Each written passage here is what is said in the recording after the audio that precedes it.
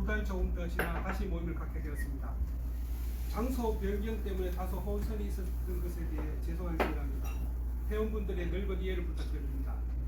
지난 두 달 동안 회원분들 모두 직장에서 그리고 가정에서 나날이 바쁜 날들을 보내셨을 텐데요. 오늘 바쁜 일상을 조금 떠나 삶을 음미해 볼 수 있는 공간이 안동에도 있다는 것에 대해 감사함을 느낍니다. 한국영치연구회 모임이 우리의 삶을 조금이나마 더 풍성하게 한다는 생각이 있기에 이 모임이 계속해서 이어지는 것 같습니다. 그러면 지금부터 제37차 한국영치연구회 모임을 시작하겠습니다. 항상 모임 주소를 위하여 헌신하는 조진영 선생님께 감사드립니다. 박수 한번 치고.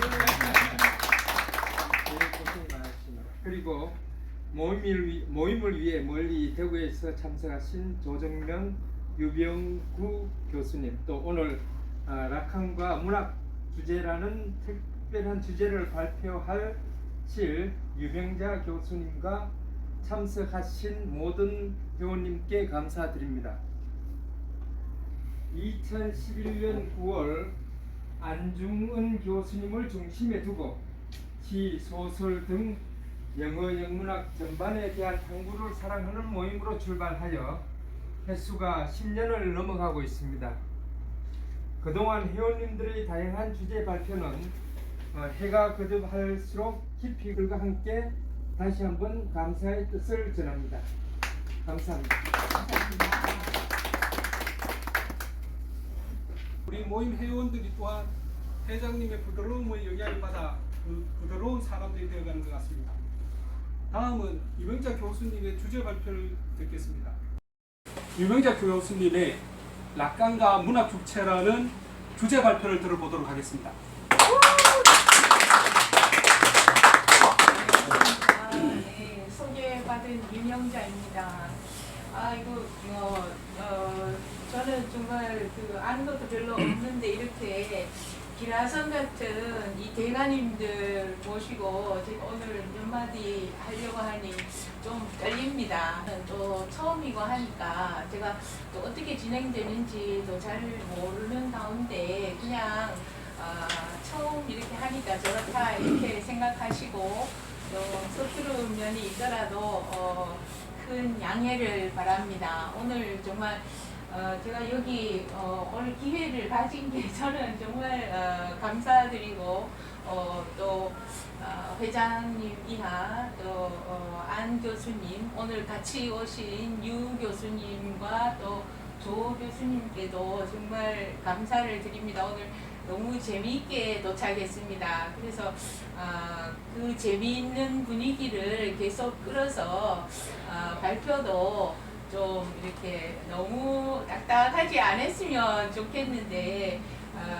여러 이제 선생님들, 교수님들 이제 도움으로 좀 스무스하게 잘 되기를 희망합니다. 예, 뭐 모르시거나 혹은 또 의문하시고 하시는 점 있으시면 뭐 질문 시간에 다 가능하겠고. 또 오늘 뭐 시간이 모자란다거나 혹은 또 제가 너무 천천히 너무 급하게 막 가다가 뭐 다 못 끝나고 뭐 이래도 저는 걱정할 필요가 없다고 이렇게 생각했는데 나중에 뭐 전화나 혹은 또 다음으로 이렇게 미룰 수가 있으니까 저는 좀 천천히 기분 좋게 하는 것에 역점을 두고 그렇게 나가겠습니다.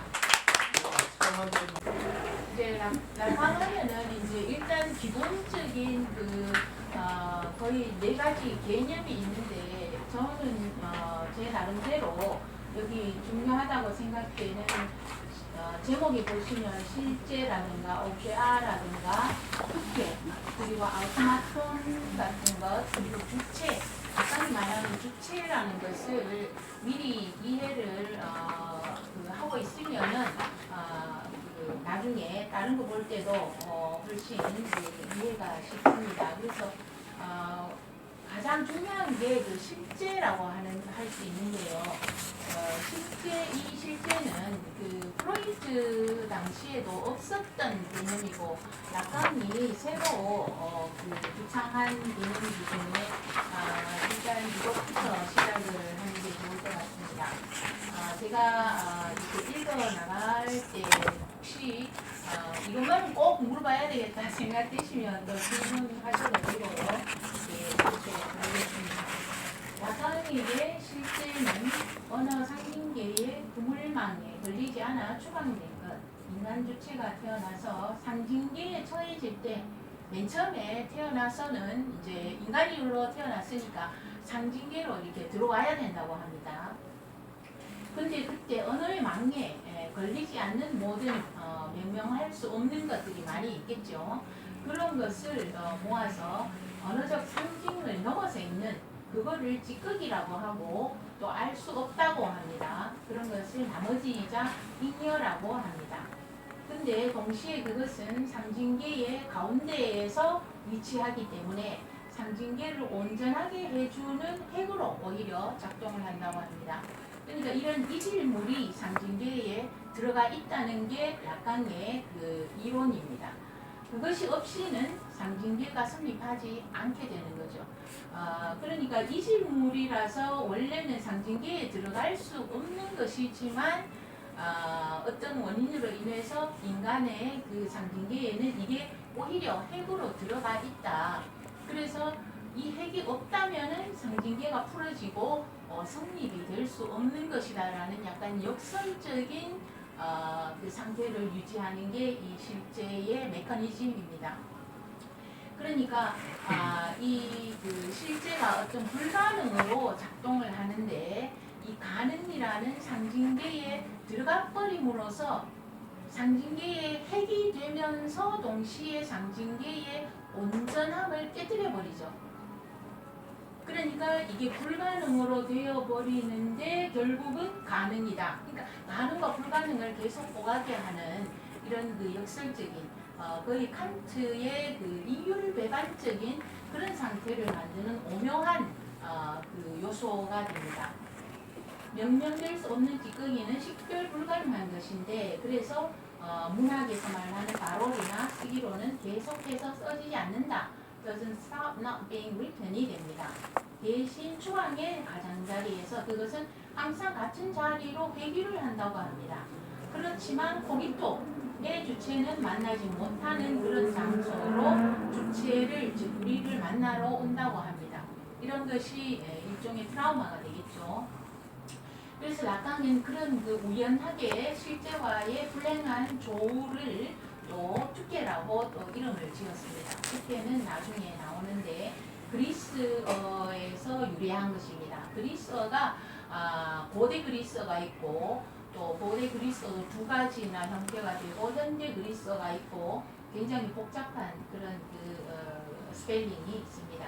거기다가 프랑스 사람들이 또 사용하는 투케입니다. 여기는.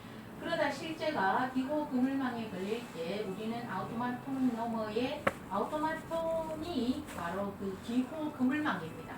상징계는 이러한 기호의 그물망으로 되어 있어서 각 그물망마다 그 기표가 걸려 있겠죠. 그래서 나는 밥을 먹는다 이런 식으로 마치 그 인도에 보면은 그 구슬이 반짝이는 그런 인드라망 이런 거 있죠, 그죠?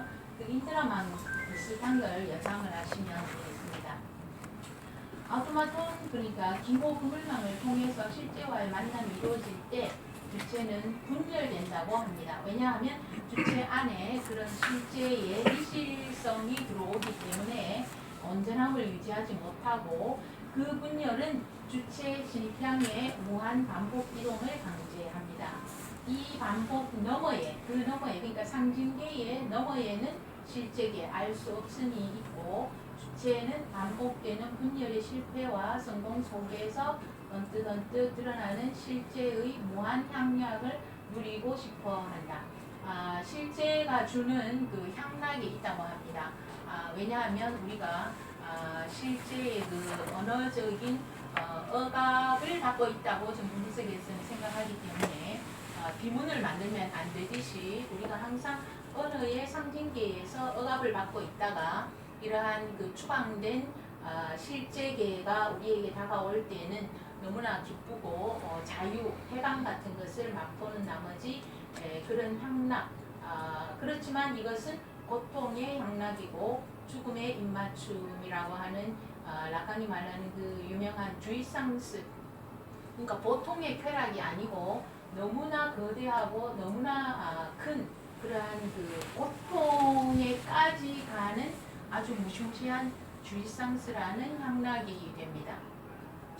실제는 라칸에게 있어서 최고 강한 운하임리기를 유발한다. 운하임리기라는 이 개념도 굉장히 복잡한 개념인데 영어로 말하면 uncanny이지만 우리말로 번역도 굉장히 좀 어렵습니다. 섬뜩함 혹은 낯설음, 두려움인데 이 두려움이 역설적으로 친숙하게 느껴지는 어떤 데자뷰 같은 그런 친숙함을 유지한다고 해서 이 운하임리기도 굉장히 모순적인 중요한 개념입니다. 낙관적 실제와의 만남은 첫 번째 실제가 두 가지가 있는데 첫 번째는 실제가 언어의 망에 걸린 오토마톤의 문자들에서 유발되는, 그러니까 언제나 문자가 아닌 떨어진 문자라든가 혹은 잘려진 문자, 우리말로 하면 기억이나 혹은 말이 안 되는, 김연아가 옛날에 뭐 책복 뒤에다가 뭐 할크 같은 뭐 그런 그 한글을 그 인쇄한 것을 입고 있듯이, 그러니까 뜻이 되지 않는 그런 문자들이 바로 실제라고 할 수 있습니다. 그러니까 김연아도 할크라는 그 글자를 보고 어떤 주의상스를 느꼈겠죠. 그래서 그런 체육복을 입고 있다고 생각이 되는데 현대인이 이미 무명화한 원시적 믿음, 유령, 귀신, 환영 등의 환각으로 나타나는 이런 것도 실제입니다. 그래서 이런 유령 환각과 만나는 것도 그 운하임리기가 되는데 이런 것은 이제 주태로 이름을 짓고 있습니다.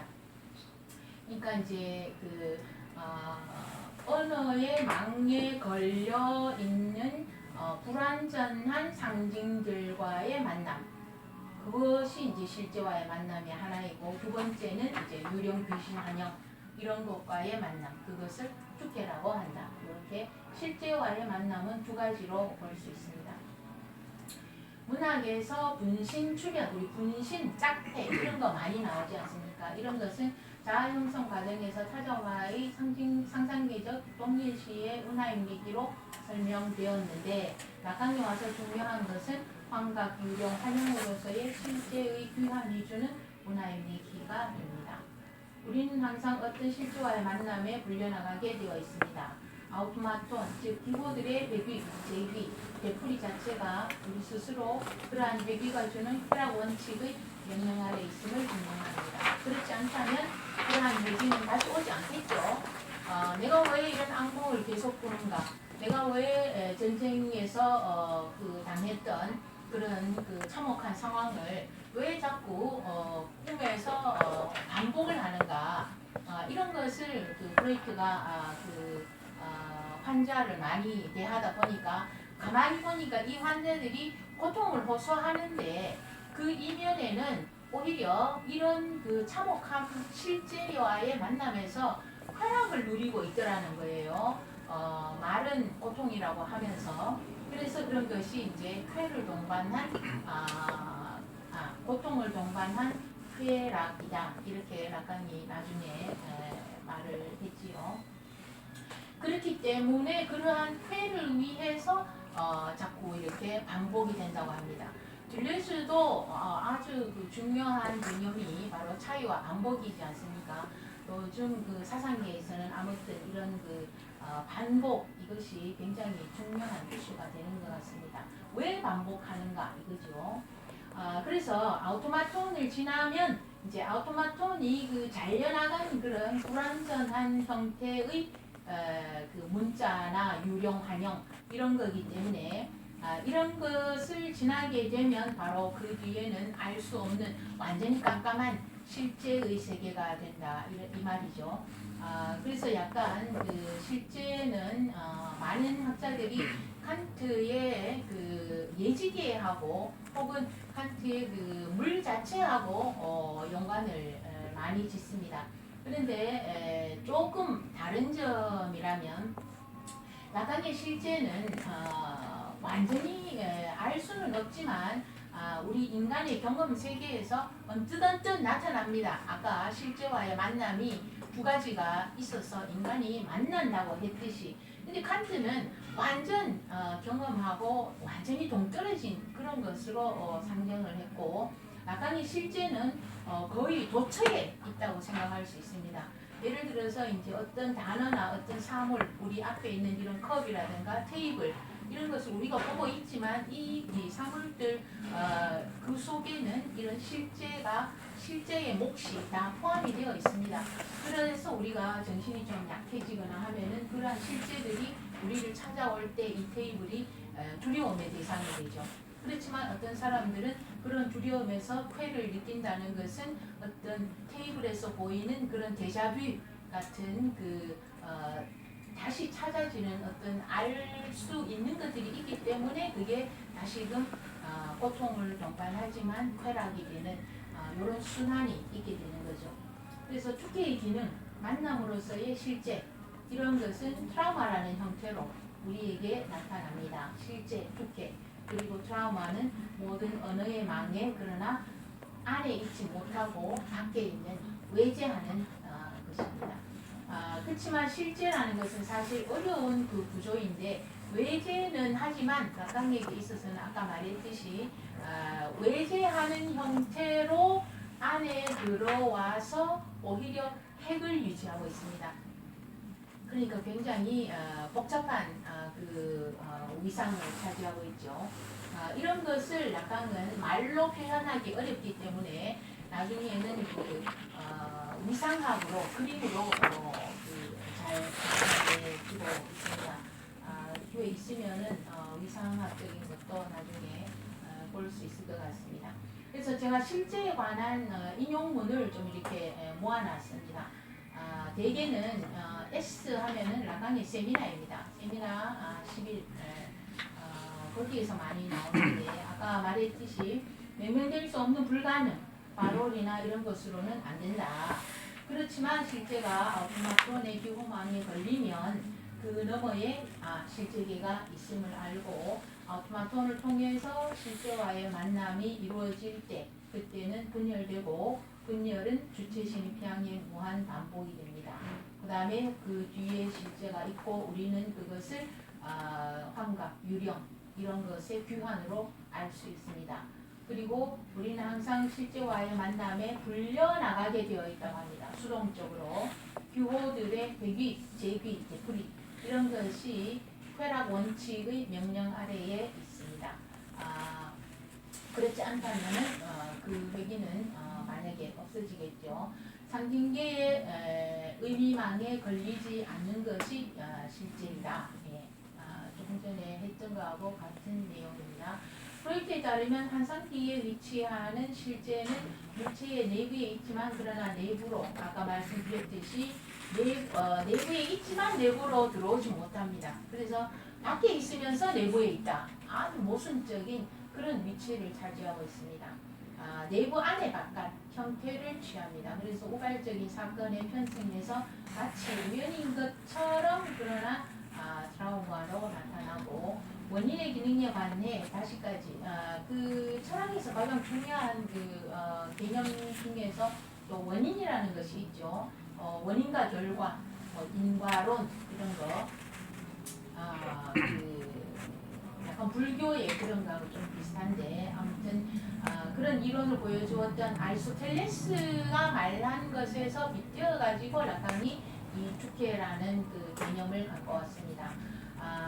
이들 용어는 아리스토텔레스가 우연과 행운이라는 그런 그 용어를 사용했는데, 라칸은 이것을 아리스토텔레스가 번역을 잘못했다 이렇게 말하면서 이 두 개의 용어란 현대 수학을 통해 우리가 진평의 구물이라고 알고 있는 아우토마톤과 우리에게 실제와의 조우를 의미하는 투케를 말한다고 이렇게 말을 합니다. 그러니까 아리스토텔레스가 사용했던, 아리스토텔레스도 요행을 이야기하면서 우연과 요행을 이야기할 때에 투케라는 그리스어를 사용을 했는데, 아리스토텔레스는 요행을 아주 긍정적인 의미로 사용했습니다.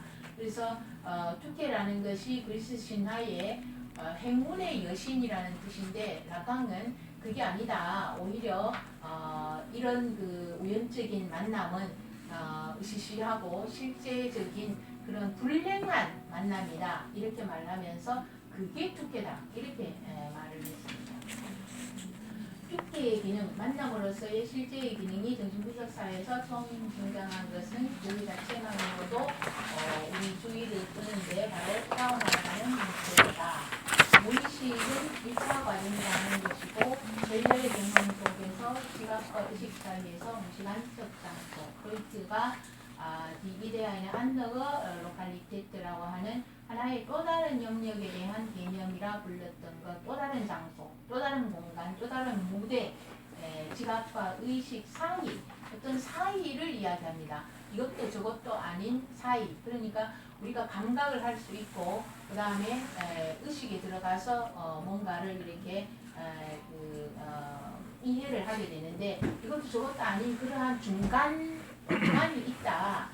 그것이 또 다른 공간이다. 거기에서 벌어지는 것이 무의식의 무시간적 장소다. 이러면서 실제로 이 라강의 실제라는 개념은 결국은 그 프로이트의 무의식에 넓게는 포함이 됩니다. 쉽게 말하면 프로이트가 무의식이라고 아주 광범위하게 제정했던 그런 개념에서 조금 더 세공을 해가지고 라강이 더 구체적인 무의식이 뭔데? 그래 무의식은 어떻게 우리에게 나타나나 안 나타나나? 프로이트는 꿈이 우리에게 나타나는 가장 대표적인 무의식이라고 했어요. 꿈. 그래서 꿈도 분석하고 했는데 라강은 꿈 이외에 이러한 실제 개념을 세우면서 꿈이 우리에게 찾아오듯이 실제가 떨어진 문자의 형식으로 귀신, 유령, 환각, 환영 이런 형식으로 돌아오는 그런 것이 결국은 다 실제에 더 구체적으로 실제에 속한다. 이렇게 개념화를 했지요. 투케 기능. 그 다음에 아버지 제가 불타고 있는 게 안 보이세요 하는 것은 이제 그 세미나 11에 나오는 건데 그 어떤 사람이 그 꿈 속에서 그 어떤 노인이 그 아이의 죽은 그 관을 지키고 있는데 갑자기 그 잠이 든 사이에 관을 지키고 있던 촛불이 떨어져 가지고 그 주위가 이렇게 불이 붙었어요. 그 사이에 그 노인은 아직 잠에서 깨어나지도 못하고 불이 붙은지도 모르고 있다가 불에 의해서 깨어나면서 꿈을 꾸는데 그 꿈 속에서 죽은 아들이 아버지 제가 불타고 있는 게 안 보이세요 이러면서 아주 이 노인 듣기에는 굉장히 가슴이 아린 그런 추궁하는 듯한 말을 하는 거예요. 이 꿈을 분석하면서 라강은 이런 말이 이 노인에게는 실제에 해당한다. 왜냐하면 이 아들이 열이 나서 죽었기 때문에 그 열을 제때에 잘 관리하지 못하고 소홀히 방치한 아버지의 죄스러운 마음이 이 아들이 꿈에 마치 아버지에게 따지듯이 제가 불타는 게 안 보이세요? 빨리빨리 뭐를 열이 났을 때 뭐를 했어야 되는데 왜 안 해가지고 나를 이렇게 죽게 놔뒀습니까? 이런 식으로 원망하는 이런 말이 나오는 거다. 이렇게 해석을 합니다. 그래서 여기에서는 실제와의 만남이다. 놓치고 만 것은 적응이 아니라 바로 투케다. 실제와의 만남이다. 이 말을 하고요. 투케는 행운이건 불운이건 무생물리와 동물로서부터 아니라 선택을 할 수 있는 존재로부터만 유래할 수 있다는 아리스토텔레스의 말은 여기서 또 틀렸다고 라강이 말을 합니다. 하나의 공복이라 이 꿈에서 논되고 있는 사고 자체가 이를 잘 보여줍니다. 당연히 이 지점에서 아리스토텔레스는 늘 보여주던 한계를 드러내고 마는데 계속 아리스토텔레스를 틀렸다고 하네요. 즉 그는 자신이 흉측하다고 밖에 맹언할 수 없었던 과도한 형태의 성적 형태들 앞에서 멈추고 맙니다. 우리는 아리스토텔레스가 어떤 글을 했는지 아주 자세히는 모르지만 아무튼 이 라강은 아리스토텔레스를 들어서 이렇게 실제를 자기 나름대로 설명을 하고 있습니다. 실제를 찾아야 하는 것은 꿈이 우리에게 감싸 숨기고 있는 어떤 것 속이다. 꿈이 감싸 숨기고 있는 어떤 것이 있다. 그래서 이런 숨기고 있는 이런 것을 그 데리다의 그 용어로 하자면은 바로 그 비밀이라고 합니다. 비밀. 데리다는 비밀에 대해서 이야기하는 것이 있는데 이런 그 비밀 그러니까 정신분석에서는 이런 그 드러나지 않는 이런 것을 분석을 하죠. 그래서 그 속에 어떤 비밀로 있는 것이 실제가 바로 거기에 있다. 정신분석은 바로 이것을 우리에게 잘 보여준다. 그래서 조금 전에 말씀드렸던 그 운하임릭이라는 것, 독어로 운하임릭이고 영어로는 uncanny, 섬뜩함 혹은 그 친숙한 두려움. 두려운데 이상하게 친숙하다. 두려운데 자꾸 끌려가는 그런 그 병적인 그 증상이 많이 있지 않습니까? 싫다 하면서도 계속 그 곤란한 상태에서 머무는 사람들, 계속 불평하면서 끊지 못하는 사람들, 그러한 그 모순적인 이런 것이 운하임릭이 uncanny라고 할 수 있는데 그 속에는 실제가 보여주는 감싸 숨겨진 어떤 것이 있다고 하는 그런 말입니다. 그래서 이제 실제라는 것이 가장 간단하게는 우리가 알고 있는 이런 뭐 등이라든가 테이블, 사람, 동물, 삼겹살 이러한 그 잘 짜여진 상징의 그 그물을 생각했을 때 그 그물의 구멍마다 걸리지 않는 요소들이 있다고 합니다. 그러한 요소들은 찌꺼기, 나머지, 잉여로 폐기 처분되는데 정신의 세계에서는 그런 것이 어디 딴 데로 가지를 못하고 억압되어서 숨어 있다가 상징의 그 파편으로서 떨어진, 잘려나간, 부러진 그러한 그 스펠링으로 혹은 반영, 환각, 귀신 이런 걸로 나타난다는 라강의 실제 개념입니다. 그러니까 결국은 그런 것을 라강이 실제라고 이렇게 명확하게 규명했다는 그 자체가 좀 높이 살만하다고 하겠습니다. 그래서 실제에 속하는 것 중에 또 옵제아라는 것이 있는데 이것도 라강의 가장 특징적인 개념 중에 하나입니다. 옵제라는 건 결국 그 영어로 object, 그 사물, 물체인데 여기서는 바로 그런 현실의 사물, 물체를 나타내지 않기 때문에 번역이 잘 안 된다 해서 불어를 그대로 사용하는 것이 추세입니다. 그래서 불어로는 objet라고 하고 아라고 있습니다. A를 아베스 최대가 되니까 불어로는 objet아가 됩니다.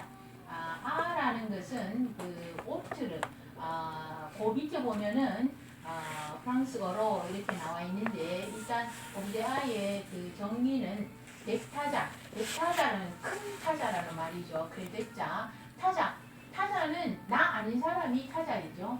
근데 이제 타자도 일반 내 앞에 있는 익명에 나에게 별로 영향을 미치지 않는 좀 시시한 그런 타자들은 소타자라고 하고 아니면 그냥 타자입니다. 근데 타자 중에서도 가장 중요한 타자가 누구겠습니까? 특히 태어난 영유아, 유아에게는 부모보다 더 중요한 타자는 없겠죠. 유치원이나 초등학교 들어가면 선생님보다 더 중요한 타자는 없겠고 사회에 나오면 법이라는 타자보다 더 중요한 사람이 없고 또 더 크면은 이제 우리 그 언어라는 대타자, 언어라는 이 타자보다 더 중요한 타자는 없게 되니까 요런 큰 중요한 나의 생사 여타를 쥐고 있는 그러한 타자들은 크다. 그래서 대타자로 분류를 따로 합니다. 그래서 라강에게는 가장 중요한 대타자 이러면은 언어입니다. 왜냐? 인간이 동물과 구별되는 게 언어가 있기 때문이기 때문에 언어가 없으면 너는 동물이 되지 않습니까? 그리고 언어를 사용을 잘 못하면 비문을 만들고 엄마 젖줘 이렇게 해야 되는데 강아지 젖줘 이러면은 얘는 완전 인생이 끝장나는 겁니다. 그렇기 때문에 언어가 가장 중요한 대타자가 됩니다. 언어를 위반했다가는 우리는 동물의 나락으로 떨어지거나 미친갱이가 되지 않습니까? 그래서 라깡은 프로이트의 이론을 언어학적으로 재구성을 했기 때문에 라깡에 와서는 이러한 그 언어가 대타자로 자리를 잡게 되는 거죠. 이것이 프로이트의 정신분석하고 차이 나는 점입니다. 그래서 이러한 대타자의 환유적 잔존물 이렇게 외워놓으면 가장 정확합니다. 대타자의 잔존물이니까 대타자에게로부터 남아있는 무언가가 되죠, 그죠? 남아있는 나날 뭐 이런 제목처럼 대타자 부모님을 너무나 사랑하고 부모님에게 사랑을 받고 총애를 받고 싶기 때문에 인간이라는 존재는 부모에게서 정말 떨어지기를 싫어하죠. 그렇지만 부모를 내 속에 넣을 수가 없잖아요. 먹을 수도 없고 어디 주머니에 넣을 수도 없기 때문에 그나마 그 나머지 한 가지라도 그것을 부여잡고 부모님에게 자꾸 이렇게 매달려 있으려고 하는 성향이 있지요. 그래서 그러한 식으로 분리가 잘 안 될 때 정신적인 증후가 되거나 혹은 그 조현병이라든가 이런 걸로 떨어지지 않습니까? 그래서 분리가 되었다 해도 선리는 어떤 그러한 대타자의 잔존물이 남아 있다고 합니다. 자다가도 어머니 아버지의 그런 꿈을 꾼다든지 혹은 우리 툭하면 부모님이 안 계셨다면은 저는 오늘 이 자리에 있을 수 없을 것입니다. 이런 식으로 말을 하듯이 항상 부모님은 우리에게 정말 절대적인 위치를 차지하는데 환유적이라는 말은 환유, 은유 있지 않습니까? 그러니까 아주 큰 물체의 조그마한 부분을 잡아가지고 대표화하는 것이 환유 아닙니까? 예를 들어서 배가 30척이다 이렇게 말하는 대신에 배의 한 부분인 돛을 따가지고 돛이 30개 보입니다. 이러면 즉 배가 30채라는 말이죠. 그래서 배를 전체를 따오지 않고 혹은 다른 어떤 그 조그만한 것만 가지고 그것을 대표하듯이 그러니까 부모님을 내가 내 포켓에 넣을 수 없고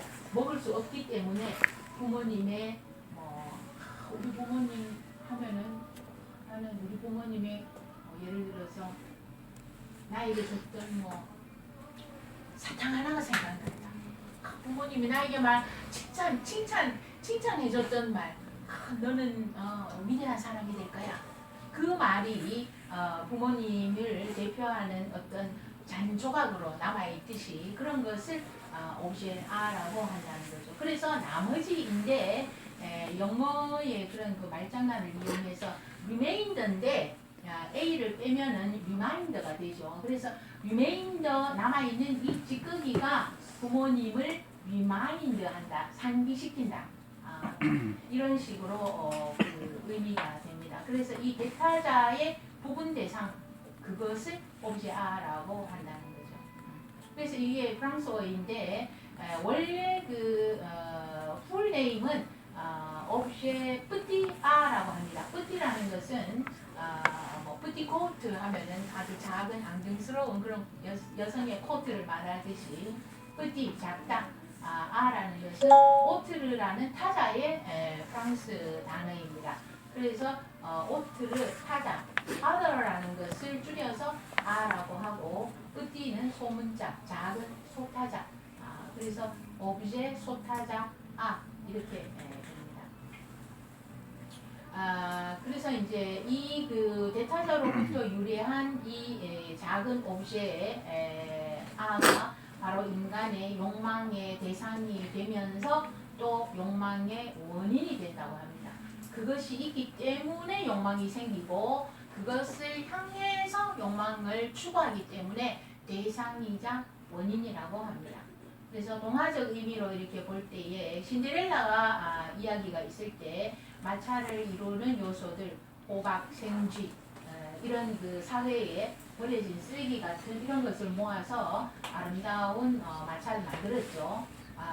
즉 이런 것이 검은 실제를 이루고 그치만 12시가 되어서 신데렐라가 잃어버린 크리스탈 구두는 바로 이러한 그 욕망의 대상이자 원인이 되어서 그 왕자가 이 조각, 그러니까 신데렐라의 쪼가리 이것을 들고 자신의 욕망을 따라 와서 욕망을 성취를 했지요.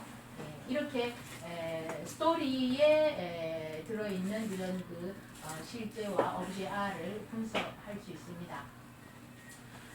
사전적 의미로는 아까 말했듯이 욕망의 대상이자 원인이고 딜런의 사전에서 오브제아는 실제로 욕망이 지향하는 것보다는 더욱더 욕망의 원인이 된다.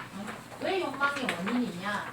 우리가 가장 잘 알고 있는 그 말 중에서 라칸의 욕망을 이야기할 때에 외워두면 좋은 게 인간은 타인의 욕망을 욕망한다. 많이 들어보셨죠? 그죠?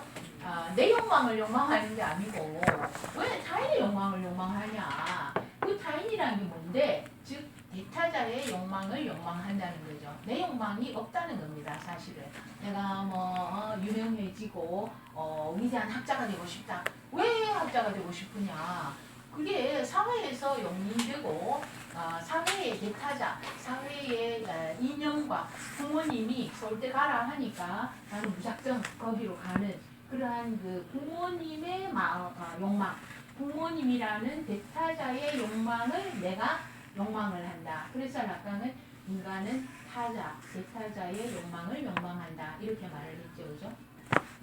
그리고 그러한 그 욕망의 원인이 바로 이러한 그 대타자가 남겨놓은 환유적인 아주 작은 찌끄레기 그런 물체에서 유발이 된다고 합니다. 그래서 우리 보면은 인간은 그러한 그 대타자의 소지품이라든가 특히 이게 가장 잘 드러나는 게 그 도착자들의 증세에서 보면은 그 여성의 속옷만을 훔치러 다니는 도착자 이런 사람들이 오브제아에 걸린 사람들입니다. 그러니까 정상인은 오브제아가 있어요. 모두가 있지만 이미 대타자 부모들로부터 건강하게 분리를 이루었기 때문에 나는 엄마의 그 구두를 좋아해. 그렇지만 나는 그것을 그냥 생각만 하고 우리 아내를 통해서 간접적으로 누리거나 그런 쾌락을 살짝 언뜻 아까 말했듯이 그렇게 쾌락을 강요하는 걸로 만족을 하고 자기의 그런 욕망을 컨트롤하지만 그 컨트롤이 안 되는 사람들이 바로 도착자들입니다. 안 되다 보니까 결국 급기야는 나무집을 찾아다니면서 빨래줄까지 도둑질을 하게 되는 그러한 그 통제 불가능한 오브제아를 추구하게 되는 거죠. 그런 그 속옷 나부랑이라든가 보석 또 소설 같은 데 보면 옛날에 그 러브스토리 같은 거 보면은 카사노바가 혹은 그 여성들이 그 여성의 그 머리카락을 또 막 이렇게 통에 넣어가지고 막 소지품으로 막 들고 다니는 이런 게 다 그 오브제아를 즐기는 그런 쾌락입니다. 이것은 라칸이 이것을 욕망의 대상 원인이라고 부릅니다. 오브제아는 욕망을 작동시키는 겁니다. 그래서 충동을 정의하는 부분 대상. 그래서 왜 부분 대상이냐 이제 이해가 가시죠. 부분이라는 겁니다. 왜냐? 환유적이기 때문에 몽땅 먹어 삼키거나 몽땅 포켓에 넣을 수 없기 때문에 부분만을 가지고 그런 쾌락을 향유를 한다는 거죠. 충동은 오브제아를 얻으려고 하기보다는 오히려 그것의 주의를 맴돈다. 건강한 사람들은 이렇다는 거죠. 그러니까 그것을 직접적으로 내가 거기에 딱 걸려버리면 완전 도착증자가 되어버리지만 나는 그러한 그 조그마한 소지품들의 주의를 맴돌면서 언뜻 그냥 조금씩 즐기고 그걸로 이제 컨트롤을 한다는 거죠. 옵시아는 불안의 대상이 됩니다. 그래서 왜냐? 내가 저것을 가지고 싶지만 가지면은 큰일 나죠. 왜냐? 그게 바로 병증이 되니까 결국 하는 수 없는 리비도의 저장소가 되기도 합니다. 왜냐하면 환원이 될 수 없다는 것은 의미화할 수 없다는 말입니다. 내가 보석이나 혹은 그런 옵시아 구두를 좋아하지만 실은 그 구두나 보석, 머리카락이 무슨 의미인지는 아무도 단정 지을 수가 없다는 겁니다. 만약에 머리카락을 들고 좋아하는 사람이 가서 이게 그 머리카락을 아무리 가지고 뭐가 그렇게 좋다고 그러노? 이러면은 실은 이 사람은 그래 그렇지 이게 뭔 의미가 있다고? 의미 없어요. 의미 없다는 거죠. 그렇지만 그냥 좋다는 거예요. 셀라비 하는 것 같이 불어로 의미 없이 그냥 좋다는 겁니다. 사랑도 사실은 의미 없이 좋을 때가 가장 진정한 사랑이라고 할 수 있듯이 의미화되지 않기 때문에 이중분석에서는 이것을 실은 공백이라고 말합니다. 공백. 불교에서 말하는 무의미, 의미화할 수 없다. 상징계에 들어갈 수 없다. 그래서 이것이 무로 대표되고 바디우가 말하는 공백으로 결과지어지는 겁니다.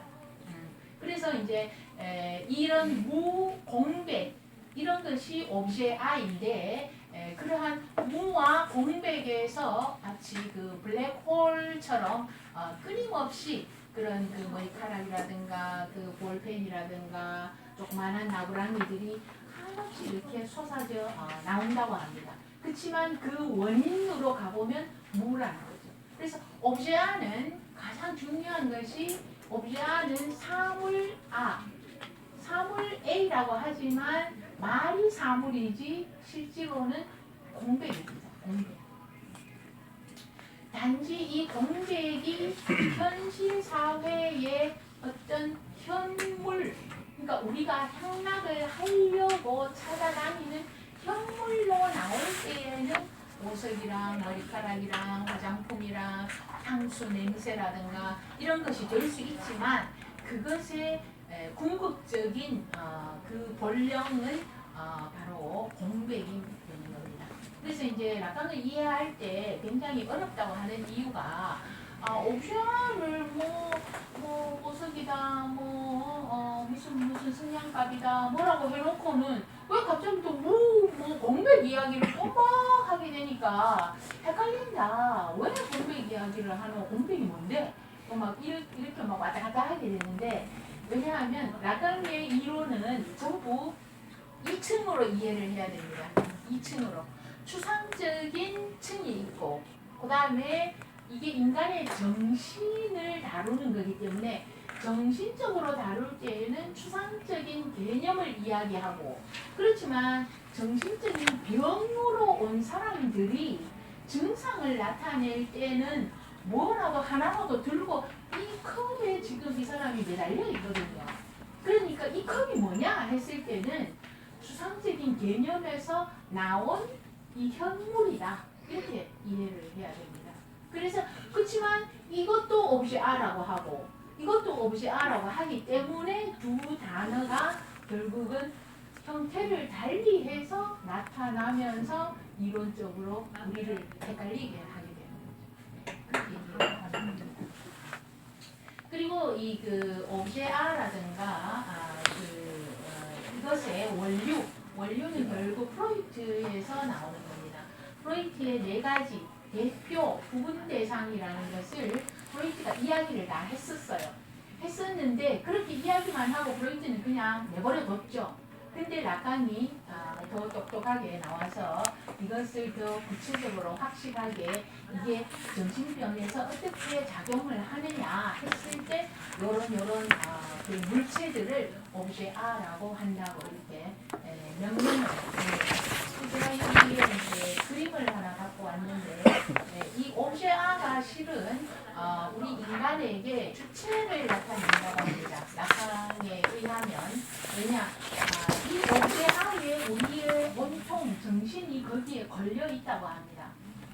걸려 있기 때문에 옵제 아가 나의 자아가 될 수도 있고 나의 주체가 되는데 이 주체라는 것은 아까 말했듯이 궁극적으로는 공백이 된다는 거죠. 그렇지만 현실에서 자아로 나타날 때는 여러 수천 수만 개의 현물로 나타나지 않습니까? 그래서 자아가 수천 수만 개가 된다고 합니다. 인간에게는.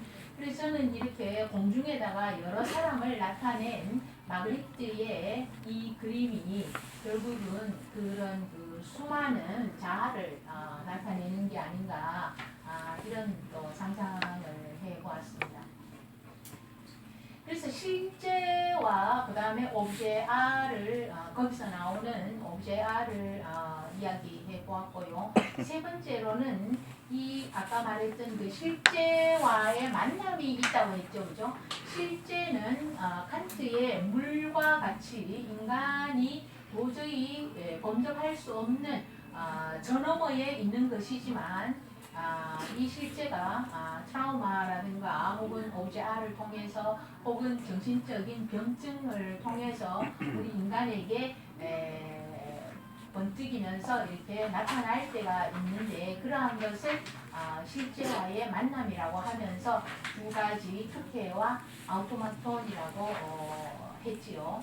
그래서 설명은 벌써 다 드렸고요. 투케는 그 스펠링이 굉장히 복잡한데 아리스토텔레스가 말한 것이기 때문에 그 당시에는 그리스에서 고대 그리스, 현대 그리스 이런 그 행운의 여신, 행운 이런 것과 관계되는데 라칸은 그것을 뒤집어서 불행, 아주 음습하고 불행한 그런 그 만남이라고 투케로 이렇게 사용을 했다고 했죠. 그래서 이렇게 그 스펠링이 여러 가지가 됩니다. 투케, 실제와의 만남이다. 이것은 아리스토텔레스가 있는 거다. 근데 반대로 기분 나쁜 만남이다.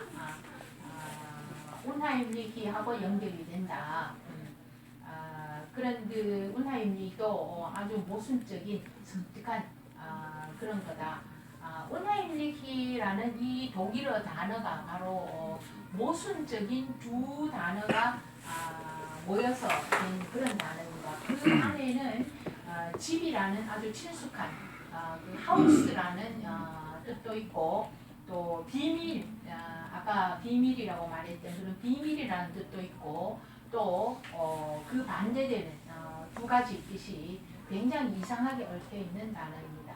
그래서 이런 그 원시적인 귀신, 환각 등의 나타남을 친숙하고도 두려운 그런 만남을 표현하기에 굉장히 적당한 단어입니다. 어떤 발병의 기본적 특징제로서 외부 어떤 사소한 일에 의해 마치 우연히 그냥 발생을 합니다. 그리고 두 번째로는 아우토마톤이 있다고 했죠. 그물망을 빠져나간 떨어진 문자, 깨어진 문자, 개념화할 수 없는 문자와의 만남. 두 번째 실제와의 조언은 아우토마톤이다. 이렇게 정리를 했고요. 거기 걸린, 그러니까 마치 목에 걸린 가시라고 이렇게 표현을 합니다. 넘어가지 않는 그런 문자들이기도 하다. 상징화되지 못한다. 상징계의 그물망을 빠져나가서 똑바로 걸리지 못한 것들. 이것이 실제가 회귀할 때 이렇게 나타난다는 거죠. 상징계의 같은 말입니다. 자동인형 오토마톤과 구별하기 위해 저는 대문자로 표기를 했습니다. 그리고 오토마톤이라고 이렇게 읽기도 하는데 저는 구분을 하기 위해서 아우토마톤이라고 이렇게 읽고 있습니다.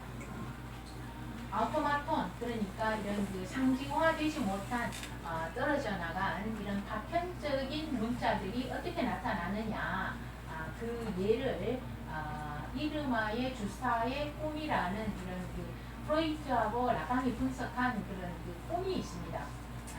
이게 대강 이야기는 이제 그 프로이트가 환자를 하나 받아들였는데 그 이르마라는 여성이 갑자기 통증을 호소하면서 목에 뭐 이상한 어떤 뭐 그런 그 증상이 있고 해가지고 그래 그래 아프면 어떤가 한번 보자 그러면서 이제 프로이트가 이렇게 들여다봤는데 그 모안이 너무나 막 좀 우리 안 그래도 모안 그냥 봐도 좀 무시무시하고 막 이상한 그런 게 보이는데 막 붓고 뭐 이렇게 종양이 있고 막 이러니까 너무나 무시무시한 거예요.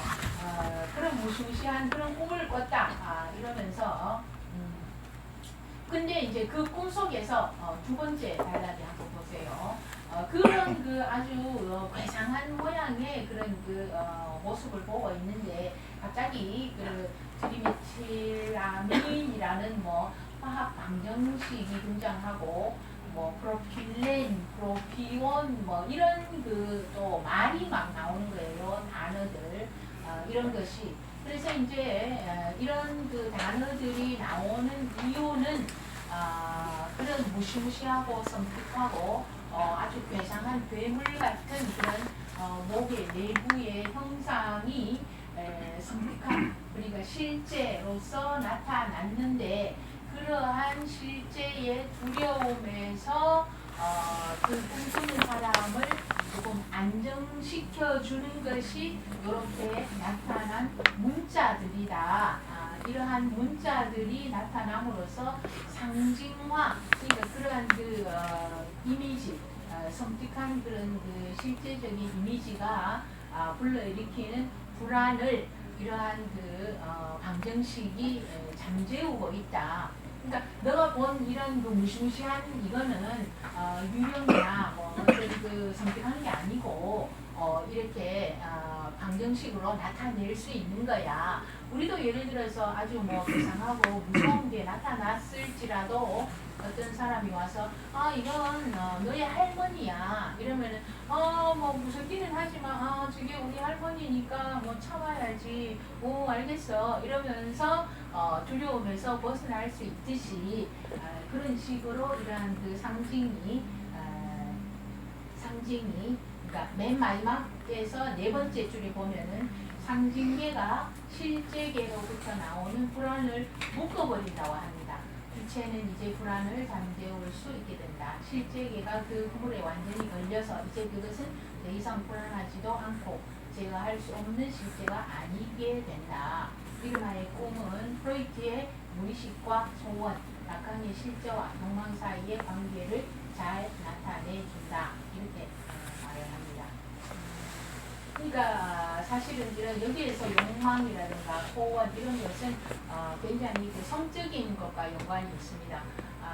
이러한 뭐 육체가 그렇게 일그러지고 내부적인 이런 거를 보게 되면은 굉장히 성적인 것으로 이렇게 연관이 되면서 두려움을 일으킨다고 합니다.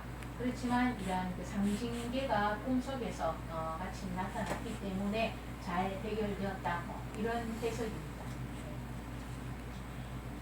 버지니아 울프가 쓴 그런 등대로에서도 이런 걸 좀 찾아볼 수 있는데 램지 씨는 브리스코의 무의식의 존재라고 할 수 있고 부인의 존재로 부인이라는 건 그 부정입니다. 부인의 존재로 그동안 가려져 있다가 부인이요 죄송합니다. 부인이 죽고 나자 이제 실제계의 생생한 눈빛과 죽음으로 다가오는 것이다. 근데 이제 혼란을 주는 말들은 현실에서 실제에 들어가기 전의 문자들이 그러니까 그 소설에서 브리스코가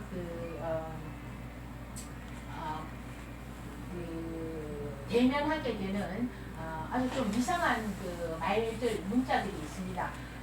자기가 중얼거리거나 이렇게 나오는 뭐 나는 혼자다 혹은 뭐 죽는다 이런 식의 아주 짧은 그 문장들이 나오는데 이런 것을 그런 그 아우토마톤으로 볼 수 있다는 거죠.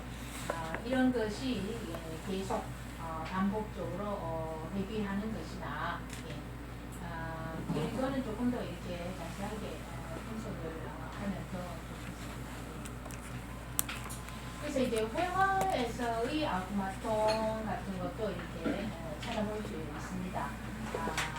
어떤 그 사물이나 이미지 이런 것이 굉장히 으시시하고 불안을 주는 그런 그 그림들이 많이 있는데 이 화가들은 의도했건 의도하지 않았건 그 이미지의 그 요소들 중에 이렇게 보면 그런 그 유령적인 그림을 그리면서도 무의식적으로 그 속에 삽입해 넣어놓는 그런 그 문자의 이미지가 있습니다. 그러니까 이런 문자의 이미지들이 이 유령적인 그 이미지를 오히려 안정시키는 그런 그 역할을 할 수 있다는 거죠. 그래서 이 화가가 완전히 돌아버리는 그런 증상에까지는 안 가게 된다는 겁니다. 그래서 그 한 예로 밑에 있는 이 마그리트의 그림인데 원래 우리가 정상적으로 잘 보는 그림들은 이 등장인물이 거의 초상화 같이 앞면을 향해야 되는데 이 사람은 완전 두 사람이 그 다음 페이지에 보면은 그림에서 뒷모습을 보고 있는 이런 그 초상화 아닌 초상화를 그려낸다는 겁니다. 그래서 이제 왜 이런 유령적인 그림을 그려내느냐? 화가들도 이런 그 실제를 만나기 때문에 이런 실제를 자기가 회화로 표현을 하고 싶은 거죠. 그렇지만 이 유령스러운 가운데에도 오른편에 보면은 아마 이걸 자세히 보면 아마 앨런 포우의 그런 작품집일 것 같습니다. 이런 그 문자가 새겨진 이런 요소들을 하나 이렇게 넣음으로써 실제가 너무 자기 마음대로 조금처럼 이렇게 광기로 넘어가는 것을 막아준다는 거죠. 그래서 이제 만약에 이 책이 없는 이런 이상한 그림만 계속해서 그리고 있는 화가라면 아마 동네에는 광기로 가고야 말겠지만 이 마그리트 같은 사람은 그러한 자기의 그 실제와의 만남, 부패나 아구마톤 이런 것을 아주 잘 컨트롤하고 주체가 출현을 할 수 있다고 합니다. 아까도 말했듯이 오브제 R는 내가 사모해마지 않는 대타자의 한유적 파편이기 때문에 오브제 R을 내가 대면을 하고 있는 그 순간에는 나의 주체가 이 오브제 R을 통해서 유령처럼 공중에 어느 곳에 이렇게 둥둥 떠있듯이 나의 주체가 출현을 한다고 합니다. 그래서 오브제 R는 나의 욕망의 원인이자 욕망을 하는 대상이기 때문에 이 오브제 R을 중심으로 해서 나의 주체도 같이 춤을 추고 있다고 하면은 맞는 말이 되겠습니다. 그래서 오브제 R가 굉장히 중요하고 오브제 R 실제와의 이런 만남, 이런 만남이 있으면은 오히려 그것을 이용해서 우리가 창조를 하거나 나의 어떤 정신적인 도약을 하기 굉장히 좋은 순간이 되겠죠. 물론 그것을 잘 모르거나 혹은 훈련이 되지 않아서 무조건 거기에 푹 빠져버리면 광기로 가는 위험이 있지만 다행히 빠지지 않고 아까도 말했듯이 이 주위를 맴돌기만 한다면 그러니까 이 오브제 R가 함정입니다. 함정, 우리 정신의 함정입니다. 오브제 R가 주는 그 쾌락에 너무 빠져버리면 도착증자 같은 그런 광기를 보이고 내가 그것을 컨트롤하고 이렇게 잘 이용만 할 수 있다면은 오히려 나의 창조력을 그리고 나의 주체를 만날 수 있는 정신적인 도약을 이룰 수 있는 계기가 되는 거죠. 그래서 마지막으로 여기서 이제 그 옵제아나 실제를 통해서 주체 출현을 볼 수 있는데 어디서 출현을 하느냐 하면은 두 기표, 기호의 사이 공간. 아까 사이 공간이라는 걸 조금 말씀드렸는데 이 왜 사이냐 하면은 이 옵제아나 실제는 상징계에 들어갈 수 없어서 나머지이기 때문에 이 현실에도 남을 수 없고 상징계에도 들어갈 수 없는 어정쩡한 중간 가운데 공간에서 남을 돌면서 언뜻언뜻 우리에게 불현듯 나타나는 거기 때문에 굉장히 유형적인 성격을 지니고 있죠. 그런 것은 사이 공간이라고 합니다. 그곳이 바로 공백과 무가 위치하는 그런 이상한 공간이죠. 그죠? 그래서 이제 공백과 무라는 것은 결국 거꾸로 말하자면 이게 무의식입니다. 무의식의 공간인데 라강은 이런 것이 공백과 무의 장소가 평소에는 폐쇄되고 닫혀 있다고 합니다. 그렇기 때문에 우리가 멀쩡하게 생활을 할 수 있죠. 그렇지만 이게 열리는 순간이 있다고 합니다.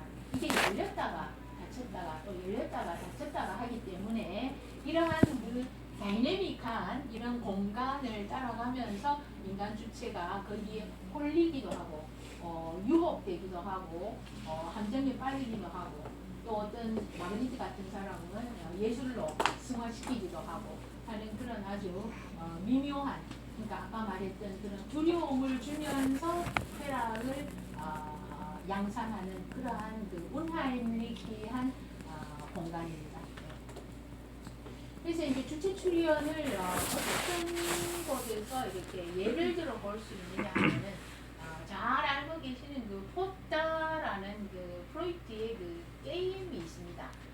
이 이야기는 굉장히 커져가지고 잘 알고 있는 이야기인데 아주 간단하게 말하자면 이 프로이트의 그 손자 뭐가 있는데 이 손자 어린이 한 뭐 서너 살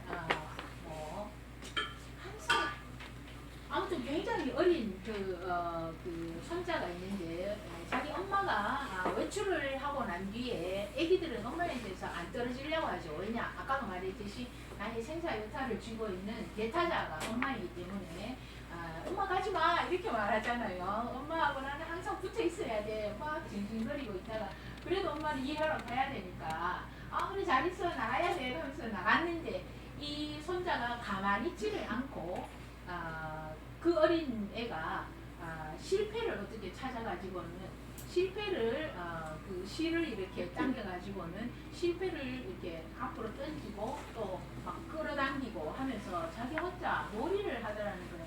그러면서 발음도 부정확하게 오아 하면서 오아 이렇게 놀이를 하고 있대요. 그래서 이 할아버지인 프로이트가 궁금해가지고 얘가 왜 이렇게 괴성을 지르면서 갑자기 실패를 갖고 노느냐 뭐 이상하다 왜 이러고 있느냐 이게 오아라는 게 뭐냐 이러니까 그래 엄마는 잘 알잖아요. 엄마는 아기의 그 언어를 다 해석을 할 수 있으니까 저기 아버지 오라는 것은 fort라는 건데 fort는 독어로 갔어 없어 여기 나옵니다.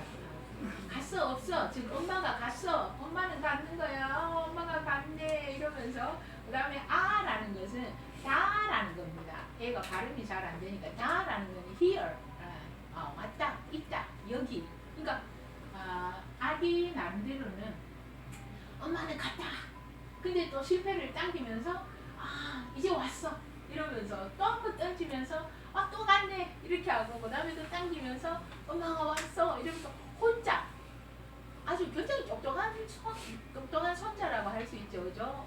거의 뭐 진짜 준 천재라고 영재 우리 말하는 영재가 아닌가 이렇게 생각이 되는데요. 혼자 그러니까 엄마가 없는 그 괴롭고 답답하고 정말 숨 막힐 같은 그 순간을 이 손자가 실패를 던지면서 그 놀이를 통해서 자신을 달래고 있었던 거죠. 얼마나 참 귀여운 아이라고 할 수 있겠죠, 그죠? 그래서 한번 읽어봅시다. 보호자는 하찮은 대상, 아까 그 조그마한 나부랭이라고 했죠. 하찮은 대상 실패, 와 기호 형식의 쌍의 교대가 맺는 관계. 그러니까 obje라는 그 실패와 오아라는 기호가 맺는 관계이다. 뒤꿈치 S라는 것은 라칸이 말하는 subject, 그 주체입니다. 이 주체가 출현은 그러한 그 바로 앞의 순간은, 그러니까 출현하기 전의 순간은 주체가 현정과 부재로서의 큰 탈자에 대해 자문하는 순간이다. 그러니까 큰 탈자가 어떻게 있느냐 없느냐 어디 갔느냐 이렇게 하는 순간이다. 따라서 이것은 주체가 상징계로 들어가는 장소이다. 그러니까 A로서는 그 옵시아를 던지고 또 자기에게 오게 하면서 자신의 주체도 이렇게 볼 수 있다는 거죠. 네. 그 문 앞에 실패를 놓고 던지면서 아이는 대타자 어머니의 현정과 부재를 번갈아 연출한다. 아기에게는 엄마가 나고 내가 엄마이기 때문에 엄마로부터 오는 그 조그마한 실패, 엄마의 소품, 그것은 옵제아로서 결국은 아까도 말했듯이 이 옵제아에는 나의 주체가 어딘가에 이렇게 어른거리고 있다는 겁니다. 그래서 왔다리 갔다리 하는 거죠. 무언가 묻기 위해, 능동적 행위를 위해 결국 어머니는, 근데 이제 이 놀이를 하다가 보니까 여기에서 애가 너무나 엄청난 쾌락을 얻는 겁니다. 자기가 마치 엄마를 막 마음대로 막 부리고 막 하는 거예요. 복수를 하는 거죠. 엄마 나 버리고 갔지. 나는 너를 지금 당기고 이렇게 마음대로 하는 거야. 너는 내 말을 듣고 있지. 이런 식으로 너무나 큰 쾌락을 느끼다가 보니까 이제는 그 놀이에 빠져가지고 엄마가 와도 번쩍번쩍 하더라는 거죠. 너 나 버리고 갔지. 한번 복수를 받아와. 내가 엄마 온다고 내가 눈이나 깜짝할 줄 알아? 이러면서 엄마가 와도 이제는 보지도 않는다는 거죠. 결국 어머니는 뒷전이 되고 아이는 그 놀이 자체에 빠져든다. 그러니까 이 반복 놀이는 애에게는 하나의 예술이 된다는 거죠. 아까도 봤듯이 이러한 그 옵시아를 통한 주체 출현이 결국은 놀이를 통한 예술이 될 수 있다는 거죠. 그래서 이거를 분석하면은 이거는 임진수라는 그 정신분석학자 있습니다. 굉장히 유명하신 분인데 그분이 이렇게 잘 정리를 해놓았습니다. 그러니까 현실, 아까도 그 말씀드렸듯이 현실 차원과 추상적인 개념의 차원을 좀 구별하는 게 좋다고 했듯이 현실과 그 놀이의 차원으로 보면은 어머니 외출과 분가가 있는데 얘는 이 놀이를 하면서 오와 아가 반복되면서 실패의 사라짐과 나타남을 통해서 현실적 어머니의 작은 물건, 소품을 통해서 그리고 음소의 대립과 반복을 통해서 첫 번째로 주체가 탄생되고 고통과 쾌락을 느끼면서 반복이 일어난다. 이것이 요 세 가지 중요한 겁니다. 그러니까 주체는 그러한 그 OR을 이렇게 반복하면서 일어나는 어떤 그 공백 있지 않습니까? 그런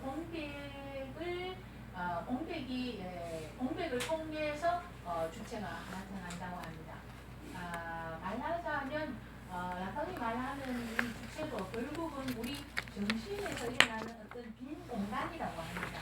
빈 공간에 그렇지만 어떤 그 우리가 이제 어린다, 떠오른다 하는 어떤 그 생각이 있다는 거죠. 그 생각이 결국은 자기의 주체가 된다는 거죠. 우리가 보통 주체라고 하면은, 그러니까 라칸이 말하는 정신분석적, 약상적 주체는 우리가 일상적으로 말하는 그런 주체하고는 80도 다른 겁니다. 정신분석적인 거기 때문에 북한에서 말하는 뭐 주체사상, 그거야말로 그거는 자아입니다.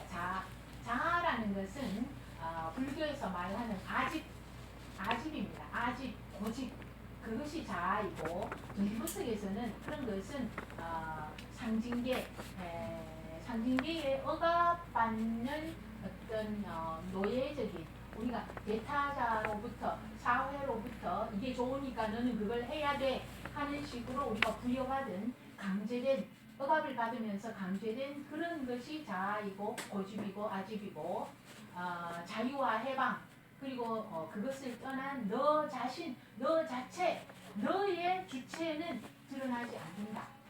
왜냐? 그것은 무의식적 그리고 실제로서 나타나는 거기 때문에 너의 주체는 북한에서 말하는 주체는 180도 다른 것이다. 이렇게 됩니다. 그렇기 때문에 주체를 이해하기가 굉장히 어려운데 아까도 말했듯이 어떤 오브제 R을 보고 자기가 그것을 대면했을 때 드러나는 그 무언가라고 말할 수밖에 없는 것은 왜냐하면 무와 공백이라고밖에 말할 수 없기 때문에 그것을 느끼는 수밖에 없습니다. 그것을 느끼려고 명상을 하고 도를 닦으러 산으로 들어가고 다들 마음 공부를 하고 이러는 겁니다. 그래서 그것을 그런 식으로 이해를 하면 이 주체가 조금 어떤 식으로 나타나겠다 하는 것 이렇게 알 수 있겠죠. 또 조금 시간이 있으면은 라칸이 주체를 이해하는 또 여러 가지 다른 방법이 있습니다. 부연 설명이 있을 수 있겠고, 그래서 이제 옵션은 또 이제 다른 그 이론가 위니카시라는 이론가 있지 않습니까? 그 위니카스의 중간 대상하고 굉장히 관계가 깊습니다. 그 뒤편에 살바도르 달리의 그림을 하나 제가 복사를 했는데요. 달리도 그 아까 마그리트나 마찬가지로 이런 사람들은 또 이런 그 전통적인 그림을 그리기에는 너무나 솜씨가 뛰어나고 이미 그런 뭐 보통 정글화 초상화 이런 거를 너무 시시해서 못 그리는 사람들이기 때문에 프로이트 같은 그 개가들을 찾아서 정신분석 이런 공부를 많이 했습니다. 그래서 정신을 그리겠다 이렇게 들고 나오는 사람들이기 때문에 달리도 프로이트를 직접 만난 적이 있고 그런 식으로 여기 많이 뚫려진 이런 구멍들이 보이죠, 그죠? 그 유럽에 가면 그뭐 에망딸이라든가 혹은 뭐 치즈들 보면은 구멍이 많이 나 있지 않습니까? 주체라든가 이런 것을 이해할 때 상상할 수 있는 것은 스펀지 같이 구멍이 많이 났거나 혹은 이렇게 치즈에 난 구멍이라든가 달리가 그린 이런 식의 구멍 이런 것이 그 주체 혹은 그 실제 이런 것하고 많이 관계가 됩니다. 제목에도 보면은 아예 My mother가 과연 누구입니까? 바로 my mother가 직통으로 자기의 대타자 아닙니까? 그러한 대타자는 바로 나에게 오브제 I의 생산지가 될 수 있고 오브제 R는 바로 공, 무, 구멍, 텅 빈 이런 것으로 나타나는 겁니다. 그래서 나에게 그러한 텅 빈 공이라든가 무 이런 것을 아마 이 그림에서 나타냈다고 생각이 됩니다. 그래서 제목도 나의 대타자, 마더가 아니고 실은 대타자요, 나의 대타자요 이런 뜻이겠죠. 네. 이렇게 대화를 해석하는 방법이 되겠습니다. 여기 보면은 많은 뭐 벌레들이나 애벌레 이런 것이 많이 나타나지 않습니까? 전부 아주 하찮은 조그마한 쓰레기 같은 예미 이런 것이 다 오브제아의 대상이 될 수 있는 겁니다. 어머니로부터 생산된 그런 오브제아죠. 그래서 마지막으로 주체는 그래서 아까 말했듯이 무, 공, 텅빈 이로 구성된다. 하나와 마이너스 1 이 대립을 이룰 때 그 사이의 공간 그 사이 A와 B의 사이가 바로 주체가 출현하는 사이 공간인데 제가 생각하기에는 이것이 바로 인간이라는 간, 사이간이 의미하는 바다. 저는 이렇게 설명을 하고 있습니다. 라칸이 말했는 거는 기호 하나는 다른 기호 하나를 향해서 그러니까 주체라든가 혹은 어떤 것이 직접적으로 기호를 통해서 바로 밝히지는 않고 서로가 서로를 향해서 주체 공백을 표상한다. 어디에서? 그 기호와 기호의 사이 공간에서. 아까도 말했듯이 우리가 오브제 R을 대면하고 있을 때 나라는 기표와 오브제 R라는 기표의 사이 언이 어디쯤인가에서 공백의 형식으로 나타나는 것이 주체다. 이렇게 그 말하고 같은 것입니다. 이 마지막 문장은 라칸의 굉장히 어려운 문장인데 수학적으로 봤을 때 -1과 1이 대립하는 그 사이에 있는 0처럼 공백으로 표상되는 것이 바로 주체이고 그렇게 출현을 한다. 이렇게 말하면 되겠습니다. 이렇게 하시면 벌써 정말 라칸 거의 한 학기 라칸 다 이해하신 겁니다. 예. 가장 중요한 거 이해하셨으니까 네, 저 참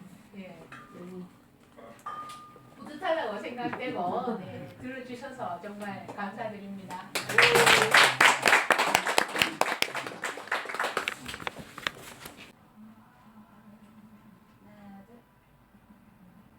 자, 화이팅 한번 하겠습니다. 하나, 둘. 화이팅. 네. 예. 고생하셨습니다. 얘기들이 상당히 많이 있어요. 불교적인, 네. 그다음 힌두교적인, 네. 그다음에 이제 기독교적인 여러 가지 있는데 라칸에 대해서는 여러 가지 기존에 있었던 그 어떤 실제에 대한 개념을 갖다가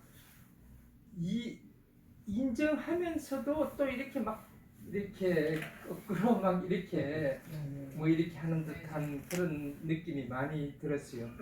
그래서 예를 들어서 뭐 실제가 언어로 표현할 수 없는 그 무엇 이거는 상당히 긍정이 되는데 그런데 또 상당히 하는 그게 언어적 상징을 넘어서 있는 이거는까지는 이야기돼요.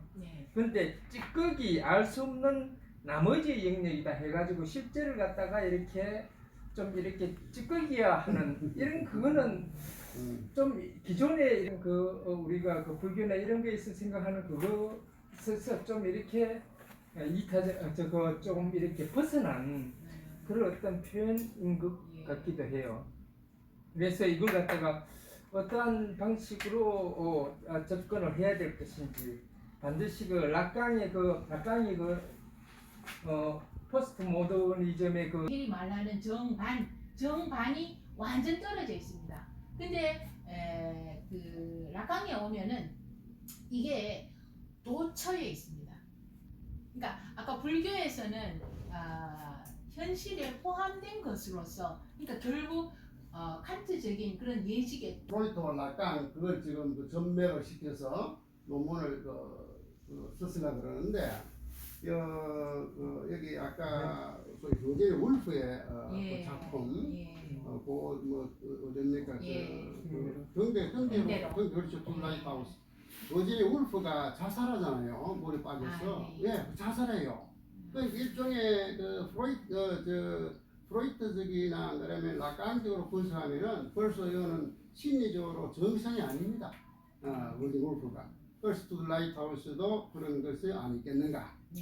뭐 분수학생 전있어 갖고 그래서 라칸 이론을 조금 더 문학에 조금 더 많이 적용을 하면 좋겠는가 그런 생각이 들어요. 맞습니다. 저희들은 또 비평을 하지만 항상 비평에는 될 수 있으면 작품을 해야 갖고 와야 돼요. 된다. 비평은 그래서 이제 저는 여기는 아주 소수의 위대한 세력이죠. 경어 선사 중에 선사. 이 사람이 내려와가지고 대중들 앞에서 40살 나이에 바지를 벗었어요. 그 바지를 벗으면서 어머니 저 오줌 누고 싶어요. 이러니까 어머니가 이 미친놈 깨달았다 하길래 그게 일종의 광기거든요. 그러니까 제가 보니 라칸이 뭔가 이제 우리가 현실에서 경험할 수 없는 어떤 것을 느꼈는데 그러다 보니 여기 보면 십자는 고통의 향락, 죽음의 입맞춤이라는 그 표현이 여기 이 죽음이라는 것이 일종의 우리가 현실 속에 살아가고 있는 이 자아의 죽음이랄까 또는 현실과 다른 또 다른 어떤 절대의 네, 세계 두 가지가 다 그렇죠, 되죠. 그죠? 예. 예. 그래서 저는 이게 투케라는 말이 이제 묻고 싶은 게 투케라는 말이 아까 이제 그 두 가지라고 얘기를 네. 하셨잖아요, 그죠? 네. 근데 그 두 가지 성녀 테레사가 아니고 왜그 말해- 어떤 그 예수님이 성녀인데 성녀의 그 엑스타시 네. 엑스타시를 지금 가슴에 화살을 맞아가지고 엑스타시로 들어간 그 성녀의 동상이 이태리에 있는가 아무튼 이태리에는 그런 네. 동상 많지 않습니까? 성모 마리아 그나 혹은 성녀가 그 이제 황홀경에서 엑스타시를 그 경험하고 있는 그 순간에 그 동상이 이제 있는데 그 순간이 그 고통의 쾌락이다. 그게 사람들이 주의상스가 뭔데 자꾸 그 쾌락이다. 근데 쾌락인데 보통 쾌락이 아니다. 이거는 보통 쾌락하고는 완전 다른 거다. 이러니까 이게 뭔데 이랬는데 예를 들기를 그 엑스타시에 들어간 그 성녀 그게 주의상스. 이렇게. 그러니까 그때가 이제 그 그런 말이 아니기 때문에 설명할 수 없고 그런 뭐 그런 그런 말이 분석가한테 가면 오만 거 다 이야기합니다. 쉽사리 뭐 내가 뭐 무슨 체험을 했다 이렇게 말을 할 수 없는 건데 제가 미리 자료를 보고 제가 그때 이제 그 체험을 한 순간에 이제 적어놓은 거를 이제 가지고 올까 이런 생각도 했었거든요. 나중에 그 카톡에 일단 제가 한번 올려봤으면 하는데요. 갑자기 확 뭔가 들어오는 그런 체험을 했거든요. 근데 그 이후에 좀 그런 이런 말들은 좀 그런데 근데 이제 그 이후로 너무 이제 예를 들어서 벽돌조차 아름답게 보이는 세상이 그런 명상을 하던 그런 중이었어요. 것도 아니었어요. 그런 것도 그냥 아니고 집에 있다가 전철을 타고 가는데 전철에서 내리는데 어느 순간 네. 뭔가 확 예. 이제 그런 걸 느꼈는데 그때 그 전에 제가 이제 뭐 어떤 분하고 이제 대화를 했는데 그 대화를 해서 그런가 그걸 지금 곰곰이 생각하고 있는 중에 이제 그런 걸 느꼈거든요. 그걸 기독교적으로 얘기했어요. 제가 이제 하늘 문이 열렸다고. 그래서 그래서 이제 그 이후로 이제 제가 종교가 있으니까 성경에 신약 성경에 예수님이 한 그 대목을 그때부터 계속 이제 정체로 막 그걸 쓰고 싶더라고요. 예수님이 한 말씀 그것만 이제 그대로 쓰고 며칠 동안은 너무나 이제 이 삶이 아름답고 이게 마치 뭔가의 그 환각, 환상 뭐 이런 건데 그렇다고 너무 지나치게 내가 거기에 빠졌거나 기독교에 빠졌거나 그런 건 아니거든요. 그래서 오래됐습니다. 오래됐어요. 지금도 그렇습니다. 지금은 안 그래요. 그런데 그 순간이 어느 순간 사라졌더라고요. 그래서 그 순간을 다시 막 되돌리려고 노력을 했는데 그게 안 되더라고. 그때 그 체험했던 것이. 이제 오늘 이거를 보니까 그리고 나서 제가 이제 글을 썼는 것 중에 실제라는 말이 있어요. 실제.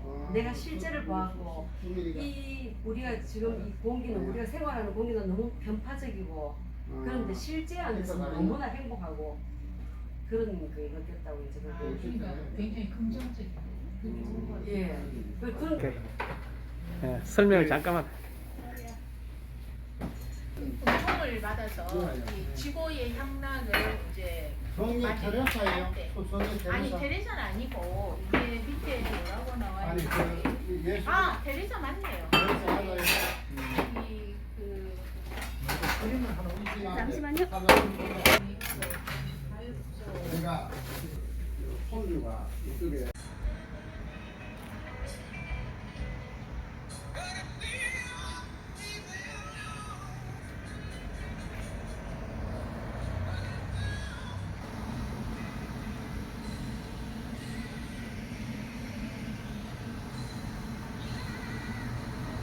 스님이 이제 마카오에 중국어도 하고 통역도 하고 그리고 못 봤어. 그래가 26살에 그게 이제 25살에 26살에 보통 24살이 신부되는데 25살이에요. 그렇죠? 제가 만드는 그 세상을 제가 만드는 이 효수를 하나 세남주에 하얀 세남주에 이거 목을 쓰고 있는 거예요. 좋은 거라. 어떻게든 창조 쪽으로. 예. 그러니까 조이스가 광기가 있었지만 글을 가지고 어찌어찌 하다가 이제 작가가 됐듯이 이제 예술 쪽으로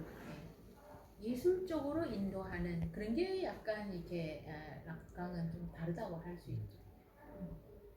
물론 그게 어려워가지고 이렇게 금방 아주 쉽게 착착 이렇게 어떤 길을 이렇게 나타내는 거는 어렵지만